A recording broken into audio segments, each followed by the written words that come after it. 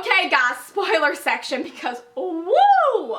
Dang, Cassie, really? Oh my gosh, this book was so different and unique and just elaborate. It's so just different from what her other books were, just because these characters, they're all like already immersed in the Shadowhunter world. There's no introduction to it needed, and it just thrusts you right into it. And I know I talked about this earlier in this review, but it was just done so well and so seamlessly, and I really just was able to absorb this world even more than I did in the previous novels, just because I already knew about it. Okay, so let's talk about Julian and Emma, because I really want to talk about their characters. So they had this forbidden romance, but at the beginning of it, up until page 400 or so, they did not tell each other about these feelings, because it is totally forbidden, because Parabatai cannot be in love, because when we find out that at the end, there's a Parabatai curse that says if you fall in love with your Parabatai, shit goes down, because you get these powers, like warlock powers, because love just turns this bond into something magical, even more magical than it already is, and you get power hungry, and then you end up destroying yourself and the people you love, and so on. Yeah.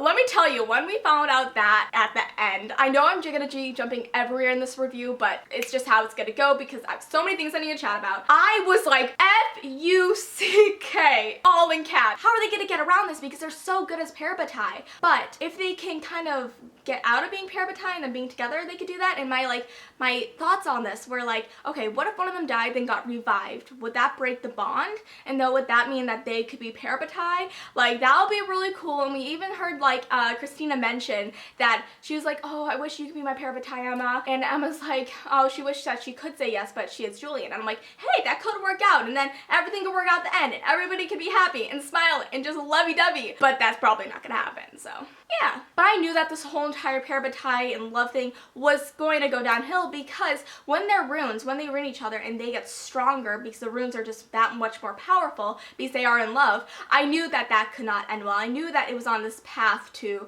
you know, utter destruction. So I sort of saw that coming, and that was the worst part of this, because I'm like, I want to just fall in love with these characters and fall in love with them being together, but I couldn't, because I knew that just was gonna happen at the end to them, and it did, and you know what, I'm okay with that, because there's 2 more books in the series, but those are gonna be very 2 hard books to read. And so angsty, like seriously. Okay, I'm gonna get to the end of the book and talking about that later on in the review, but I just wanted to mention that. I love that Julian and Emma have the secret language that they have with each other, how they write on each other's body. And for a second I'm like, oh, that's so sensual. But then I'm like, actually, it's pretty smart, and it's a pretty good idea, because you don't make up like stupid words, be like, you don't make up like a secret language, it's like a written language, and it was really smart. And I really like that about this, because it was just something special that these 2 had together, and they could talk in a language that nobody else knew. And honestly, if somebody wrote on my arm, I would just be like, yeah, that feels good, and they'll be like, didn't you hear what I was saying? Like, here within my touch? And I would be like, no.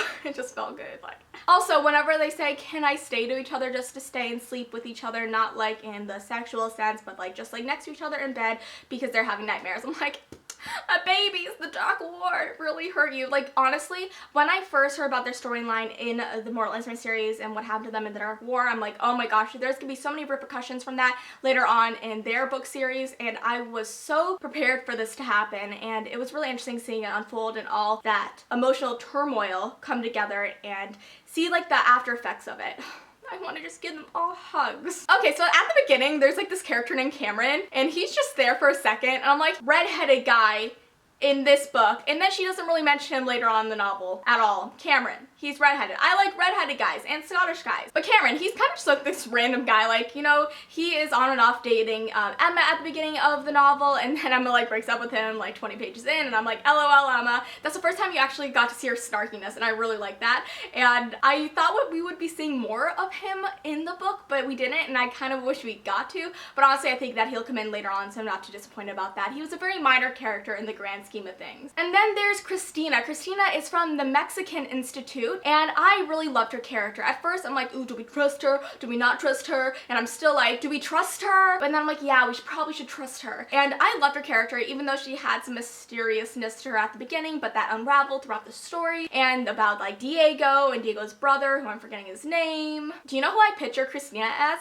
So I picture her as the actress who plays Isabel Lightwood in the Shadowhunters TV show, because that's exactly how she's described described, and I picture Isabel a different way in my head in the book series, so I'm like, this works out perfectly.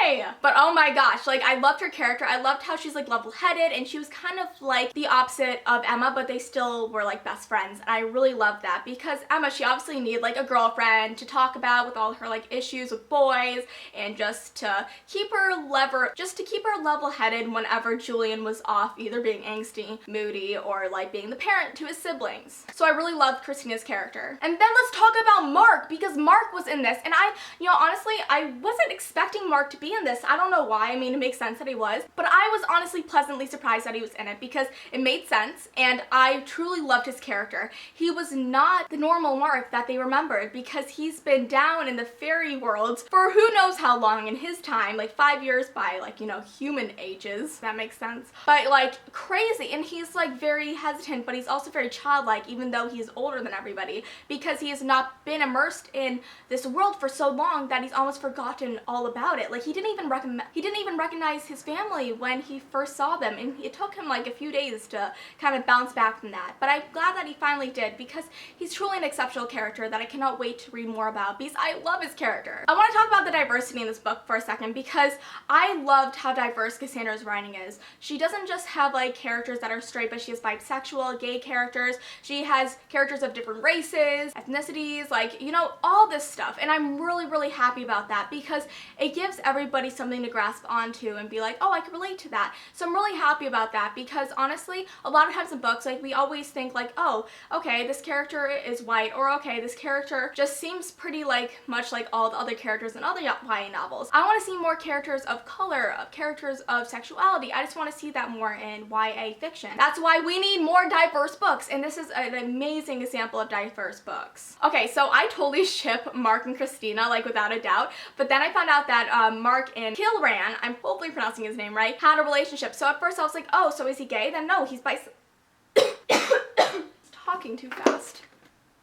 Ugh. But no, he's bisexual, and I thought that was really neat, because honestly, I mean, all 4 of the gay characters in her books, but she's had a lot of gay characters, and I think that having bisexual characters was really cool too. But Mark was bisexual, and I thought that was really neat, and I was like, yay, my ship has not sunk. Because honestly, at first I was like, I don't know if I completely ship him with Kieran, because Kieran, he is one of the Fae, and the Fae, you never know if you could trust them usually. You cannot. And Christina said a great line in this book, which I'm gonna recite: that is not love, that is a debt. And I'm probably saying the wording wrong, but it's so true, because his love with Kieran, like, it seemed genuine at points, but it didn't seem totally like they were brought together like a flow of water, more like they were jammed together by like boulders. It didn't seem that natural, because like honestly, Mark was in a very vulnerable position, so was Kieran, and when you're in those situations, it's like, is it genuine relationship? Is it genuine emotion? Or is it just because you guys are the only ones there that have emotion? Because let's be honest, the Wild Hunt does not have that much emotion. I really wish I could ship them together, but I knew that in my gut it was not genuine, and it turned out it wasn't, because Kieran ended up betraying him, and I know he did it out of love, but honestly, if he truly loved Mark, he would let him be with his family, and he wouldn't send Mark back to the hunt without Mark actually making the choice to return. And that is not the love that is pure and genuine. That's just greed. And honestly, like, when that happened, I'm like, oh, Kieran, I thought I could get used to you. I thought that you would help them, and he does help them at the end. He kind of gets redeemed, but honestly, he's really ended up just hurting Mark and his family, and oh my god, that was a whirlwind of craziness. Like when Emma and Julian get whipped in replace of Mark, for Mark telling Christina something about the hunt, in which like Kieran uses against him, and I was just like, oh my god, this is a mess. But it truly showed the bonds of Parabatai and family coming together, and really showing how even in the worst times possible, you will still sacrifice yourself for each other. And I thought that was also very beautiful, even though it was really rough and hard to read about, like whipping, like, oh my. Okay, let's talk about Ty, Livy, Tavi, and Drew. I like their characters a lot. They were great supporting characters. They're not very main characters, which I liked, because if there were any more main characters, it would be like, oh my god, like, how many of them are there gonna be? And they would have been a little bit too much, but they were great supporting characters, and they made a lot of sense in this book. It showed Julian as a parent to them, and how at 12 years old, he had to take the responsibility of being a parent, because Arthur, his uncle, is obviously not in the right mindset, because his uncle was taken by fairies fairy way long ago, and him and his brother were both taken actually, and you learn about this in the Shadowhunter Academy tales, and tortured by the fairies. And obviously he is not capable of taking care of these children. He is more capable of reading and really analyzing books. I mean, it really showed a lot of Julian's character that he, at 12 years old, took care of 4 of his younger siblings. One of them was just 2 years old. He literally, like, that just shows so much character in him, and it's so sad, but it's honestly just, it really made Julian so Julian. I mean, I think that Julian is built off of how he handled that situation. I really loved him for that. Okay, now I want to talk about Tai. Tai, oh my gosh, his character bugs me so much, not because he annoys me or anything, but because I don't know more about him, because there's like mysteriousness surrounding him that he doesn't even know about. It's like cloaking him, because he does not look like the Blackthorns. Blackthorns have this unruly, disheveled brown wavy hair, these blue-green eyes, but he has black hair and gray eyes, and he's twins with Livy, so I mean, like, that would suggest that he is a part of the Blackthorn family, because, you know, mother birthed them out at once. But it just, there's so much mystery, like, just surrounding him and how he acts. Like, he acts differently than other Shadowhunters. That's hinted at multiple times, not just in this book, but in the previous Shadowhunter novels. Like, at first, I was like, okay, maybe he has some type of learning disability, or maybe he has slight autism, because I know some slightly autistic people that act like him, and I'm like, that would actually be a very interesting thing if he does have a slight form of autism, because it would really bring the diversity factor of these books up a notch, and I would really love to show, like, how these things are not that abnormal. They're not normal. They're like how life is. I just really would like to know if he does have one of those things, and if not, like, what else does he have? Like, what makes him like he is? Because a lot of times, like, you know, he's hinted at, like, not a normal type of Shadowhunter. So, like, what is he? Like, I'm really curious about that, and my mind is like, oh, maybe he's not a Blackthorn. Maybe, like, I don't know. So I really want to know, and that's really bugging me, and he's, like, one of the most interesting characters for me in this series. Okay, Malcolm and Diana. Diana's the tutor, and I honestly thought that she was, you know, the guardian for pretty much since we learned about the guardian, and I was like, oh my gosh, she's so it. And she isn't, but there's still this thing about her that we don't know a lot about her.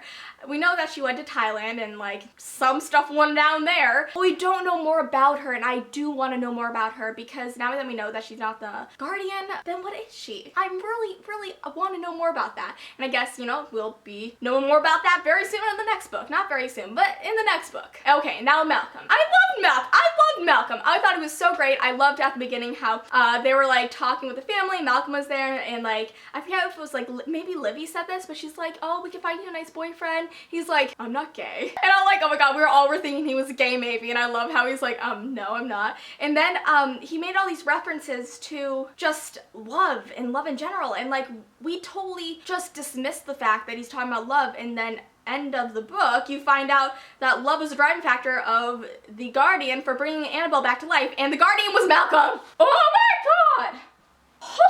Yikes. Oh my god, I was so mind F. Like, honestly, I don't know if, like, people saw that coming from miles away, but I honestly didn't. I did not believe it. I was just like, oh, Malcolm, woo, another warlike like Magnus who helps the Shadowhunters. Ha, no. And also, I do not think that he's dead. I do not think he's dead. I think that he may be badly hurt, but he's not dead. And then also about Annabelle, at the end, in the epilogue, she is risen. She is alive now, but how did that happen when no Blackthorn blood was shed? Like, maybe that was clarified in the book and I just missed that, but, like, oh my, like, I do not believe that he is dead. He's not dead until he is proven dead and his body is laid out in front of us, because I don't believe it. I don't believe it. I don't believe anything until I see proof. That's what I learned about reading Cassandra's novels. Okay, so let's talk about two things that scare the crap out of me in this book. So the ocean, because, you know, Emma has a fear of the ocean. Emma's an amazing Shadowhunter. She's very gifted. She's like Jace. She's like Jace 2.0. And she is scared of the ocean, and I am too. I hate waves. I hate deep depths below me and not seeing what's under me.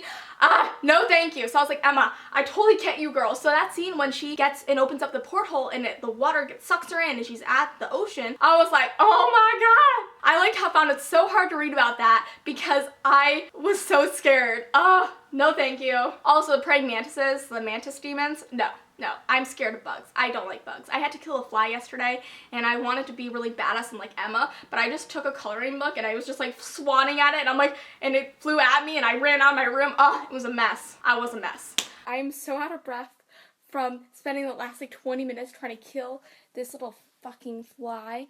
Killed you, bitch. But let's talk about a beach scene. Guys, it didn't take Cassandra Clare 3 books or 6 books to have 2 of the main characters have sex this time. I mean, did they have sex? Like, they mainly touched on the fact that it was his first kiss, but I'm like, his first sexual encounter too, hello. But honestly, like, I love that scene. I didn't just love it because I'm like, yes, a ship. Okay, yeah, that, I did love it because I'm like shipping them so hard. But it's also because their emotions finally were brought to the surface and shown to each other because, you know, Emma almost died. Because she went to the convergence by herself stupidly and almost died, but then Julian saved her and I was like, oh, babies, yay, yay. And I feel like Cassandra Clare, this is also how she's adjusted and grown as an author. She does show like the sexualness in books faster than she did in the other novels, and it makes sense because these characters are older. So I'm like, I'm okay with this. Like, yes, yes. And even with like Kieran and Mark, like you saw their sexualness there too. And I'm like, you know, I'm really happy that she finally mentions this stuff, that it does happen with teenagers in like the first book of a series. I just thought that was really neat. And I loved it and I shipped it. Ah, yes! One of my favorite lines from Mark was, "The box serves the Lord of Lies." I just love Mark. I love how he's like just a little child and he does not know the world and he just like is so oblivious to everything. I'm like, my baby. I loved Mark. I loved Mark. I just like wanted to give him a huge hug and be like, baby, come to me. I loved Mark. I'm just saying, like, I love him so much, not just because like he is so attractive, but I just loved his character because his character really went through the motions of like when you're gone for a long time and you come back and this world that you thought you knew is totally different, you're gonna be shell-shocked, and he was, and I just loved how he was portrayed as that type of character. Also, there's this line that he says to Emma, and it is, "The storm calls you as it calls me, doesn't it?" First of all, I love his like poeticness of speech, but I also really liked how that was mentioned earlier on in the book, and then later on at the end, last page, it says that before he says, "Why lie?" Let's talk about that. Oh my god. Wait, does that like, okay, so Emma needed to break Julian's heart in order to stop this Parabatai curse from coming true. So I'm really confused as to like, wait, is Mark and Emma actually gonna like canoodle, or are they just gonna pretend? Because obviously they're both hurt at this point because there's like this love triangle. There's like so many love triangles. There's like a love, like, so it's like a triangle, but then there's like a branch off of the triangle. So it's like at the top it's Mark, then there's Diego, then Christina, and then off the side it's like Kieran, and then like off another side it's like Emma, but like, oh my god, this is like a love freaking octagon. I don't even know. But I am so curious as to where it's gonna go because as much as I like Diego, perfect Diego, I really like Christina and Mark. I just do. Oh, love that. Okay, so there's the Solomons, and the Solomons produces Centurions.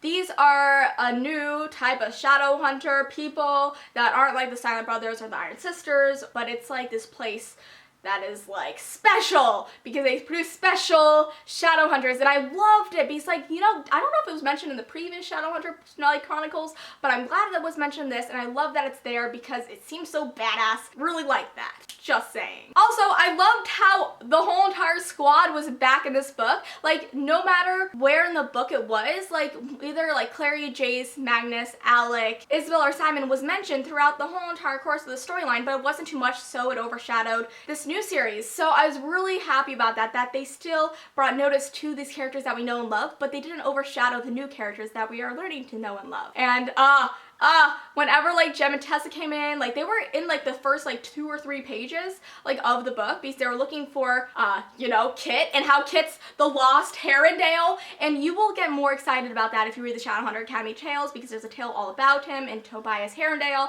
and oh my god, I freaked out because I did not put 2 and 2 together. I'm like, who's this Kit guy? Who's this Kit kid? Like, is he a Kit Kat? Like, I don't know. So I really want to know more about him, but I was like, I don't think that he has much substance to him, like except like his dad, who is like this total snake. But haha, like, leave it to Cassandra to totally mind blow you, and then it'd be like the Lost Herondale line. Ay, ay, ay.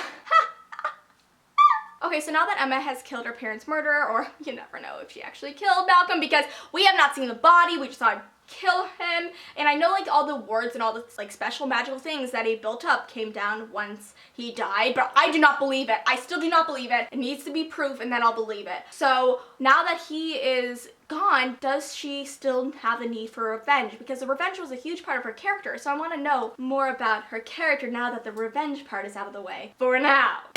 Yeah.